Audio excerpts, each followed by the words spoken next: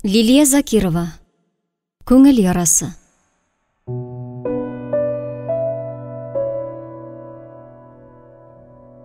Һәм менә алар юлда. Әниләре шәһәрдән шактый еракта урнашкан бер авылда яши. Юл озын булса да, сүзләре бәйләнмәде туганнарның. Икесе дә иштән генә уйланып барды. Өй янына килеп туктагач, карашлары тагын да моңсуланды.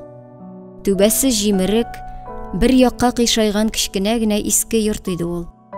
Ничәмә еллар күрмәгән әниләренә ашкынган егетләр кинәт туктап калды. Әйтерсең лә аякларына тимер бугау салынган иде аларның. Кыюсызланып күпме басып торган булырлар иде, билгесез. Шул чак ишек шыгырдап ачылып китте. Һәм аннан ак чәчле чандыр хатын килеп чыкты. Исәнмесез, балакайлар? Адашып килеп чыктыгызмы бу йортка? Әйдәгез, узыгыз, чәй ичеп чыгарсыз. Юлчыларны кунак итәргә бик яратабыз без. Безгә Наилә апа кирәк иде. Ул шушы йортта яшәргә тиеш. Мин Наилә? Сез кемнәрсең? Бәлки, бутый торгансыздыр. Минем бер кемем дә юк. Бер кемем дә калмады. Без Ильяс белән Нияз, диде Ильяс энекәшен иңеннән кочып. Әниебезне эзләп килгән идек. Карчык нидер әйтергә теләп авызын ачты да, хушын югалтып егылды. Аңына китереп дарулар биреп калдырган шәфкать туташы киткәннән соң да, карчык күпмедер вакыт телсез кешедәй сүзсез генә егетләргә карап утырды. Булмастырла, улкайларым, дип, шул вакыт кычкырып елап җибәрде ул. Үз янына килеп утырган улларының чәчләреннән, битләреннән сыйпады. Нияз улым, синең исәнлегеңне белә идем. Ильяс, мине бит сиңа... Сез ничек үскәнсез, үзгәргәнсез, күз карашларыгыз гына. Улкайларым, сез мине бер кайчанда кичерә алмассыз инде. Сезнең каршыгызда гөнаһым зур шул минем. Наилә апа, без... Ильяс сүзләр таба алмыйча тукталып калды. Кичерегез, әни дип дәш алмыйм. Ул сүзне үземне белә башлаганнан бирле әйткәнем булмады. Улым, ни өчен язмыш шулай кыйнады икән соң безне? Мин ярар инде гөнаһларым өчен җавап тоттым. Сез бер гөнаһсыз балалар. Без сезне гаепләргә килмәдек. Бары тик дөреслекне белергә телибез. Ни өчен ташладың син безне язмыш кочагына? Ни өчен соңыннан эзләмәдең? Улкайларым дисең. Гафу үтенәсең. Үзең теләгән булсаң, без сине түгел, син үзең безне таба алыр идең.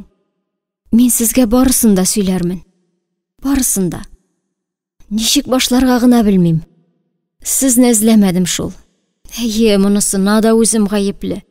Тик мин ничек дип аклансам да гөнаһым кичерерлек түгел шул минем.